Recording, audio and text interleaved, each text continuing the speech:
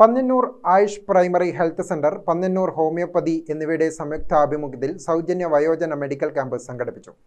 Panchayat president CK Ashokan ഉദ്ഘാടനം ചെയ്തു. Arayakkool UP സ്കൂളിൽ നടന്ന ക്യാമ്പിൽ ആരോഗ്യ standing committee chairman PP Surendran അധ്യക്ഷനായി.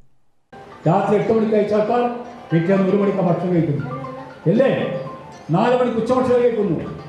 നമുക്ക് അനുസരിക്കുന്നുണ്ടോ? കൂടുതലൊന്നും പറയില്ല, നമ്മൾ തിരുത്തുക. ഇതെല്ലാം സർക്കാർ ചെയ്യേണ്ടതല്ല, ഇതെല്ലാം ആരോഗ്യ വകുപ്പ് മാത്രം വിചാരിച്ച് ആവുന്നതല്ല. നമ്മൾ മുൻകരുതൽ പ്രതിരോധമാണ് ഏറ്റവും പ്രധാനം. ചികിത്സ പിന്നെയാണ്. ആദ്യം രോഗം കണ്ടെത്തുക, ചികിത്സയ്ക്ക് അധികാരമോ മന്ത്രവും തന്ത്രവും മാറ്റിവെക്കും. ഒരു മന്ത്രവും ഒരു മരുന്നും പലല്ല. കോവിഡ് വന്നപ്പോൾ നമ്മൾ കണ്ടില്ലേ, ഞാൻ ആരെ കുറ്റപ്പെടുത്ത ആൾ ദൈവങ്ങൾ മുടിചൂടാ മന്നന്മാർ എവിടെയായിരുന്നു?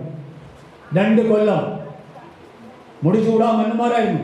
എവിടെയായിരുന്നു? എല്ലാ അമ്പലങ്ങളും പള്ളികളും ക്ഷേത്രങ്ങളും കുട്ടിയില്ലേ?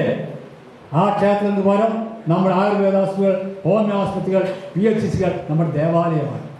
ബോധവൽക്കരണ ക്ലാസും ജീവിതശൈലി രോഗനിർണയ ക്യാമ്പും സൗജന്യ മരുന്ന് വിതരണവുമാണ് സംഘടിപ്പിച്ചത്. പന്ന്യന്നൂരിൽ നിരവധി ആളുകൾ പരിശോധന നടത്തി. ഡോക്ടർമാരായ ദൃശ്യ രവീന്ദ്രൻ, ലിഷ ലക്ഷ്മണൻ എന്നിവർ ക്ലാസ് എടുത്തു. MP Rajan, Bhargavan, PTK Preman, KP Achuthan എന്നിവർ സംബന്ധിച്ചു. Panniyannur ayurveda dispensary medical officer doctor VK Chaitanya, homeopathy medical officer Sujitha, ഡോക്ടർമാരായ ചൈതന്യ, സുജിത, TK മുനീറ, ലിഷ, ദൃശ്യ എന്നിവർ ക്യാമ്പിൽ രോഗികളെ പരിശോധിച്ചു. ഗ്രാമിക ന്യൂസ്, തലശ്ശേരി.